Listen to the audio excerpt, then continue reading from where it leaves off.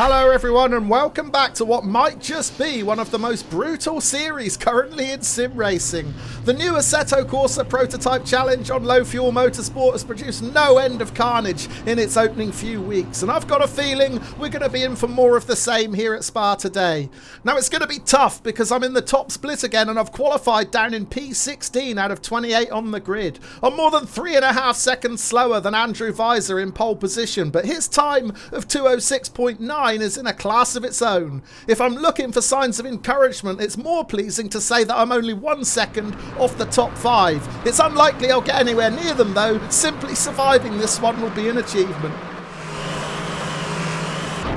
Oh no, not a good start at all, a terrible launch. Immediately I move over as far left as I possibly can just to try and avoid being hit from behind, but that does mean I'm going to have to hang out really wide into turn 1. Oh, there's contact as I get squeezed out into the sand, and now I'm really bogged down. Car after car after car going past. Finally, I get back on track, but I've lost 8 positions. I'm down to P24.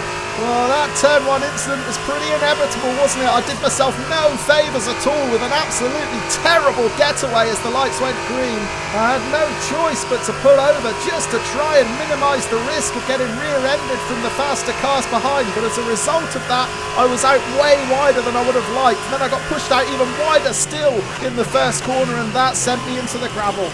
So what can I do from P24 then? Well, it's already P23 because we've lost Pecco Anton at LFM, and it looks like we might have lost someone else to the right. That was Aaron Tiggy who spun out, so immediately we've clawed back 2 positions here. And it's not like we're miles behind the pack either. We're right on the tail of Hector Hernandez in 21st. So certainly all still to play for here at Spa, and there's another freebie, Marcel Souks spinning out to the left. So I'm up to P21, still in hot pursuit of Hector Hernandez ahead. In front of him is Sergio Pariente Moore. I think it was Moore who squeezed me out at T1. Right, I'm just going to hang back a little into this section. I don't want to get caught out on the brakes, and that is exactly the reason why I hung back. Hernandez ploughs into the rear of Moore, and they have both gone. We're up into P19 now. And already this race is starting to follow an eerily similar pattern to my one at Road America last week. I was also taken out at T1 there, and I gained loads of positions. I was back into the top 10 within 3 laps at Road America. It might be asking a bit much to do the same here at Spa, but we're making good progress. And actually we've got a bit of breathing room both in front and behind now. Fabio Sal ahead is 1.4 seconds clear, and there's a similar gap back to Marco Piccioni behind. Uh-oh, yellow flags right again. Have we had another flare-up in the final chicane? There's certainly one car facing the wrong way. That was Matt Boken on the runoff area to the left. So we're up into P18 as we end this first lap. And what a crazy first lap it was. We lost 8 positions in T1, but by the end of the lap, we'd gained 6 of them back through freebies. Incredible stuff. We're watching a replay of the start now. I'm hanging it out as wide as I possibly can here, but I still get pushed out even wider. That was due to Sergio Pariente Moore on my inside, and then Martin Thorpe on the inside of him. I just ran out of room. But thankfully I didn't have to wait long for the freebies. We're watching Pecco Anton at the end of the Kemmel Straight. He just loses the rear going into Lacoum. That's the first position game. Then around the next corner, we lost Aaron Tiggy. He just runs into the rear of the car in front of him, and that sends him into the barrier. And still they kept crashing. This is the next corner, and we're going to lose Marcel Souks. He just gives it a bit too much gas. The rear steps out, and he is gone too. And then it gets physical. Watch the 3 red cars towards the back of the shot. Hector Hernandez is in the middle, and he runs right into the back of Sergio Pariente Moore. Both of them have gone, and that's 2 more positions for me. And then at the end of the lap, it's another attack of the late breakers running into the final chicane. Way too hot. Matt Boken is the innocent victim there. He gets spun right around. Lap 2 then, we're still in P18, just put 3 of a second behind Martin Thorpe as we go through Eau Rouge, out through Radlon and on to the Kemmel Straight. Thorpe has got a much better run out of Radlon than Fabio Sal, and he has made the pass. So Thorpe up into P16, Sal down to P17. And once again, I'll hang back just a little bit. I want to see how this battle ahead plays out into Lacoum. Oh, there's contact. Sal has run into the rear of Thorpe. Thorpe's gone out. Sal has stayed on track and he stayed just in front of me. Meanwhile, we've got another car car rejoining to the left. That's Robin de Boer. And we're also going to come under attack from Marco Piccioni. Piccioni is alongside us now. We're going to have to hold the inside line into this hairpin and hope that Piccioni doesn't have the momentum to tuck it up the inside into this left hand. And we've just about kept ahead. But things are starting to heat up here at Spa. We're up into P16. But yeah, I'm a little bit reluctant to poke my nose into other drivers' battles at the moment because they are being really rough out there. This is the latest incident. Fabio Sal running into the back of Martin Thorpe. And while that was happening, a little bit further ahead, we'd lost another driver. Robin de Boer gets it wrong on the exit of Les Combes, loses the rear and is out onto the grass. He does get back on track, but not before I'm able to squeeze past up the inside. Yeah, Piccioni certainly seems to have some pace about it. He's breathing down my neck now. Meanwhile, behind him, Robin de Boer is within a second as well. Now, de Boer is going to have the best possible view of this battle for 16th, so we'll switch on the TV cam and watch from Robin de Boer's onboard camera. And we can see how close Piccioni is getting. He's just 0.2 of a second behind now, and the gap from Piccioni back to de Boer is just 0.3 of a second. And it actually looks like Piccioni has got the run on me here. He's closing in fast. He's going to have a look up the inside into Blanchemont. Now I think I'm just going to lift and let him have this one. I didn't fancy going into that corner too wide. He was carrying so much more speed than me. I went for the safe option. Now de Boer is going to have a look. He's closed right in behind. Oh, in fact, he's going to have a look up the inside as we exit the chicane. There's contact. I almost lost the rear then. I had to work really hard to save the car. But for a second there, I thought I was a goner. Right, we're down to P17. Oh, de Boer having a late lunge up the inside into La Source. Is he going to get that stopped? Yes, he is. I thought he was going to run wide then, but he held on to it. Fair play. Yeah, I was still feeling a little bit rattled from the contact in the previous corner, if I'm honest. And when I saw de Boer making this move up the inside, I decided just to hang it out wider and avoid any possible contact. Okay, we've dropped 2 positions. We've gone from P16 to P18, so it's vital that we stay right on the tail of de Boer here. He's waving from side to side to try and break the toe, but he's not been able to. I'm carrying a lot more speed. However, de Boer's going to hold the defensive line. There's no real way around the outside for me there, so I just back off. We've lost another car on the inside, so there's another position gain. And it looked like it was Bruno Ferri, so let's go back and take another look at that incident. Les Combes has claimed a number of victims already this race, Ferri being the latest one, although it looks like he's just tagged the car in front who came back on track after running wide. Right, back to the live action at the start of lap 4. We're now 0.7 of a second behind Robin de Boer in 16th, and we've got another challenger closing in fast behind. Francesco Michetti is now within 1 second of us.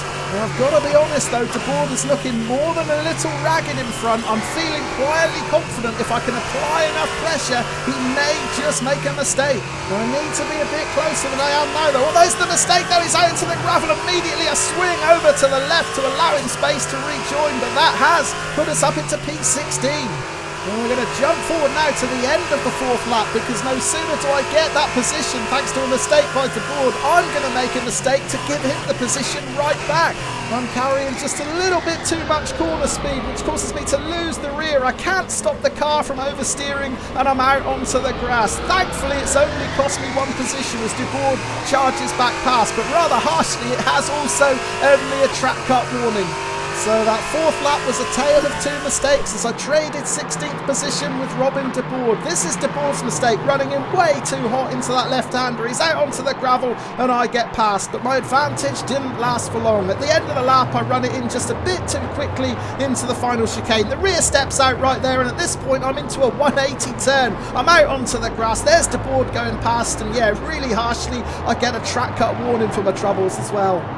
Right, let's get back to the live action at the start of lap 6, and unfortunately I've given de Boer just a bit too much of a head start with that mistake. He's more than 1.5 seconds clear, and I've just not got enough pace to start reeling him in. More worryingly, look in the rearview mirror, Matt Boken is closing in fast. Now we saw Boken get spun out at the final chicane at the end of lap 1. Well, he has got good pace and he's carving his way back through the pack. Meanwhile, in front, de Boer has made another mistake. I had to get on the brakes a little bit earlier than I would have liked there to avoid running into the back of him, and as a result, Boken is now even closer. We're under real pressure here. Right, let's jump forward towards the end of the lap. We're now just 0.9 of a second behind Robin de Boer in 16th, but we're only 0.4 of a second ahead of Matt Boken. I've switched the TV cam back on. We're going to watch from Boken's point of view, and he is going to see me make a slight mistake riding the curb on exit there. Well, that is going to cost me some serious speed along this fast back straight. Boken is getting closer. Is he close enough to have a look up the inside into Blanchemont? No, he's not. We've already lost one position that way. Thankfully, we haven't lost another. I'm holding the racing line as we approach the final chicane. I will leave a gap on the inside though, just in case Boken decides to poke his nose up there. He doesn't do though. He's still behind for now. I will go defensive into the source though. I still remember De Boer's move a few laps ago when he threw it up the inside. I want to try and prevent that happening again, so I'll take a tighter entry into this sharp right-hander. I've got to keep it tight on exit 2. I need to leave at least a car's width to my left to avoid running Boken off into the gravel. And he's actually alongside me now. He had a much faster exit by virtue of that wider line through turn 1, and I just lift as we approach Eau Rouge again. I didn't fancy going through there too wide, and that lift has cost me big time because it's now going to allow Bruno Ferry the opportunity to get through. So Matt Boken up into 17th, Bruno Ferry 18th, I'm down to 19th. So yeah, my overcautiousness cost me a bit there. I lost 2 positions. However, we're going to jump forward to later in the lap because it's not going to take long at all for me to get these positions back. Whenever you see cars fighting closely together in this series, you can almost be certain that it's going to end in tears. And right now, we've got a 4-way battle for 15th position right in front of us. It looks like Boken has got past De Boer, and now Bruno Ferry's going to have a try up the inside. There's contact with De Boer. Ferry has gone. Which way De Boer going to go? We move to the left. Oh, we take another clout from De Boer as we charge past him. Yeah, we're back up into 17th position. Let's check out the replay. Now, De Boer is 16th at this point. He's going to have a look up the inside to try and snatch 15th. It doesn't pay off. He clips the curb on the inside. Boken gets past, and then look at Ferry. He makes a move up the inside. That's the contact that sends Ferry out, and look how out of shape De Boer is there. He moves back across, and there's the contact with me. Right, back to the live action, and we're approaching 2/3 race distance. Now I'm going to switch the TV cam back on to once again watch from De Boer's point of view. He's only 0.7 of a second behind me as I charge past the back marker towards the end of the Camel Straight. De Boer gets past him too, so as we come through Lecombe, I'm now right on the tail of Guillaume Mazza in 16th position. De Boer just 0.7 of a second behind, but I'm challenging Mazza here. I'm not quite close enough to consider slinging a move up the inside into the hairpin, but I've certainly got more pace than him, and I'm right on his tail now. I'm having to be a little bit more gentle on the throttle to avoid running into the back of him, and that is going to allow De Boer to close in. De Boer now just 0.2 of a second back. I'm going to move to the inside. Will I make a pass up the inside into Pouon? It's brave. We're side by side. I'm trying not to run him off track and hold as tight a line as I can. And now look at De Boer. De Boer's going to try and squeeze up the middle with 3 wide. I back off. Oh, and I'm so glad I did because there's contact between De Boer and Mazza. De Boer not taking no for an answer, and he's running to the back of Mazza a second time, and now they've both gone. And thankfully I was hanging just far enough back to get past the pair of them safely. Incredible stuff here at Spa. And it all started when I tried this ambitious move up the inside of Mazza into Pouon, but I wasn't expecting De Boer to join in. He squeezes up the middle here, and at this exact point I sense impending doom, so I lifted immediately, and I'm glad I did because it got really messy between Mazza and De Boer there. And as they both start spinning, I anticipated it perfectly. I moved to the left and got around them safely.